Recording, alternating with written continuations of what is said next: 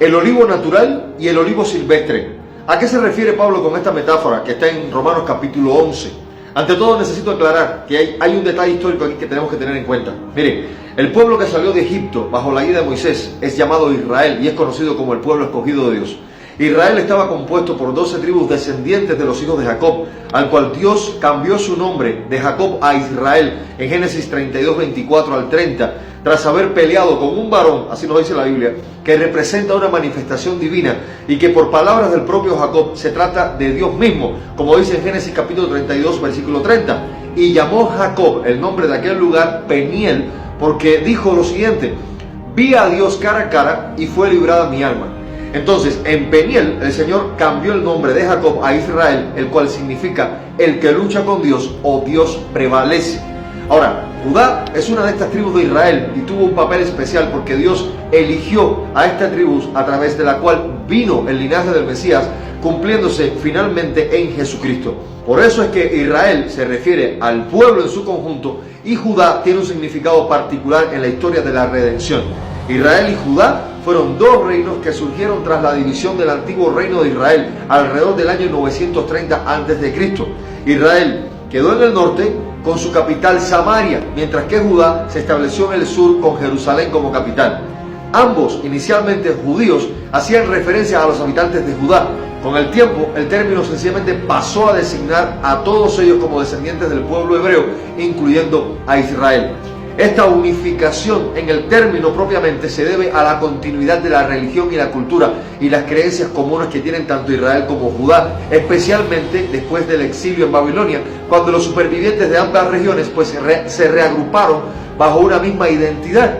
Ahora, ya que hemos dicho esto, la pregunta tiene que volverse a hacer: ¿qué quiso decir el apóstol Pablo con la metáfora del olivo natural y el olivo silvestre que está descrito en Romanos capítulo 11? Miren, esta metáfora se utiliza para explicar la relación entre Israel, haciendo referencia al pueblo judío en general, y los gentiles, ambos en el plan de salvación de Dios. Ahora, ¿cuál es su significado?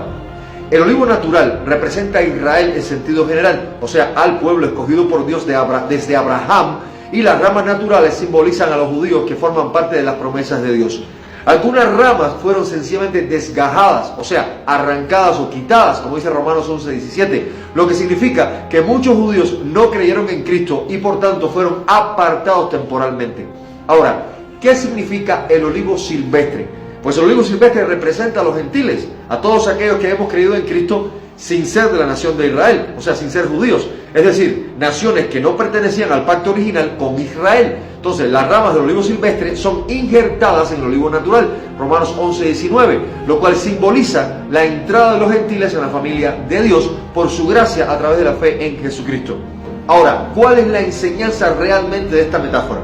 En primer lugar, que la salvación es por fe, no por el linaje. Tanto los judíos como los gentiles acceden a la salvación por medio de la fe en Jesucristo exclusivamente.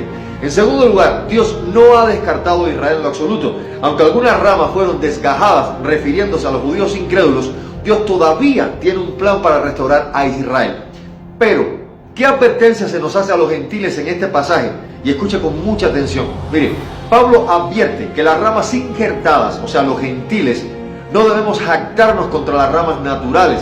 Si Israel fue separado por incredulidad, los gentiles también pueden ser cortados si no permanecen en la fe. Romanos 11:21 dice lo siguiente: no te jactes, si Dios no perdonó a las ramas naturales, a ti tampoco te perdonará. También Efesios 2:10 al 12 habla de la reconciliación de judíos y gentiles y trata sobre la unidad de judíos y gentiles en Cristo Jesús. Pero esto hay que analizarlo versículo a versículo. Mire, en primer lugar, Efesios 2:10, porque somos hechura suya, creados en Cristo Jesús para buenas obras. Dios nos ha creado de nuevo en Cristo. Ya no hay distinción entre judíos y gentiles, sino que todos somos nueva creación. En segundo lugar, Efesios 2:11 dice lo siguiente: acordaos de que en otro tiempo vosotros los gentiles, en cuanto a la carne, Pablo recuerda a los gentiles que antes estaban excluidos del pacto de Israel, porque eran incircuncisos, separados de la promesa.